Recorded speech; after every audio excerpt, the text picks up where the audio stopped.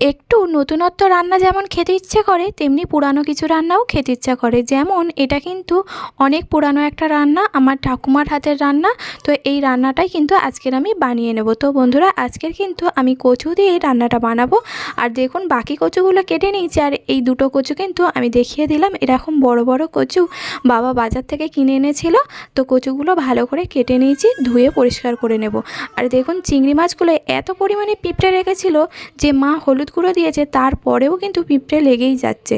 তো যাই হোক, তাড়াহুড়ো করে চিংড়ি মাছটা ধুয়ে বেছে পরিষ্কার করে নিয়েছি। তো এবার এর মধ্যে নুন আর হলুদটা দিয়ে ভালো করে মাখিয়ে রেখে দেবো। আর রান্নাটা করার জন্য আমি এদিকে কিন্তু আলু কেটে নিয়েছি মোটা মোটা করে, সাথে কিন্তু বেগুনও কেটে নিয়েছি। আর এগুলো আমাদের গাছের বেগুন। আর সাথে বাটনা নিয়েছি এখানে আদা রসুন বাটা, আর সাথে সর্ষে বাটা, সাথে শুকনো লঙ্কা বাটা।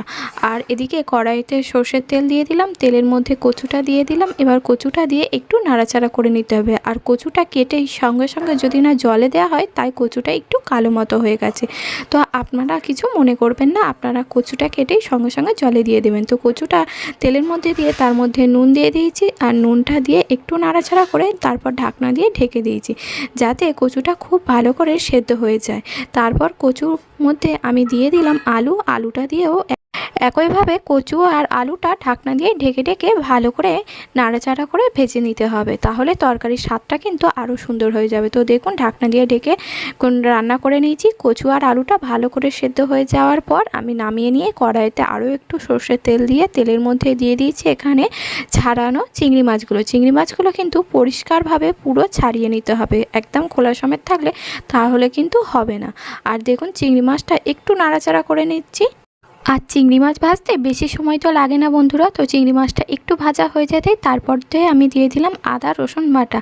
আর তরকারিটা কিন্তু আপনারা এইভাবেই রান্না করবেন, চিংড়ি মাছটা কিন্তু ভেজে তুলে রাখবেন না, তার মধ্যে কিন্তু আদা রসুন বাটাটা দিয়ে দেবেন।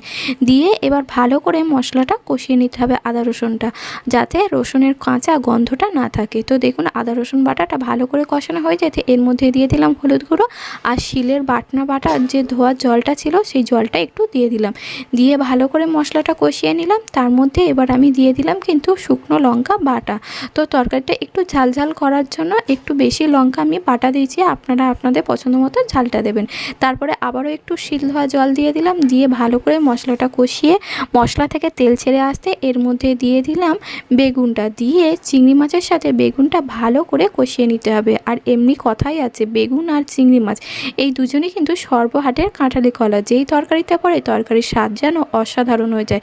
তারপর এদিকে কষাতে কষাতে আমি দিয়ে দিয়েছিলাম নুন, আর নুনটা দিয়ে তারপর পরিমাণ মতো জল দিয়ে দিলাম। বেশ অনেকটাই জল দিতে হবে, একদম অল্প জল দিলে হবে না, যেহেতু আগে থেকে কচু আর আলুটা ভেজে রেখে দিয়েছি।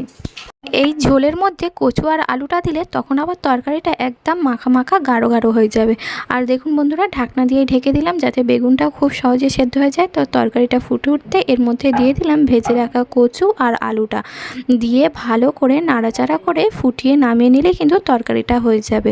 আর আপনারা এইভাবেই একবার রান্নাটা করে দেখবেন, খেতে কিন্তু খুব সুন্দর হয়েছিল। আর এদিকে ফুটে উঠতে নামানোর আগে এবার আমি দিয়ে দিচ্ছি বেটে রাখা সর্ষেটা। তো এই যে লাস্টে সর্ষেটা দিলাম, দিয়ে কিন্তু আমি আর 1 সেকেন্ডও ফোটাবো না, তাহলে কিন্তু তরকারিটা তিতো হয়ে যাবে। তো বন্ধুরা, কচু আলু মুখি চিংড়ি মাছ দিয়ে এই যে রান্নাটা হয়েছে, খেতে কিন্তু দারুণ হয়েছিল। এই একটা তরকারি দিয়ে কিন্তু এক থালা ভাত খাওয়া যাবে। রেসিপিটি ভালো লাগলে লাইক শেয়ার কমেন্ট করবেন, আর চ্যানেলে নতুন হলে চ্যানেলটি সাবস্ক্রাইব করে পাশে থাকার অনুরোধ রইল। আবারও দেখা হবে নতুন কোনো রান্নার সাথে।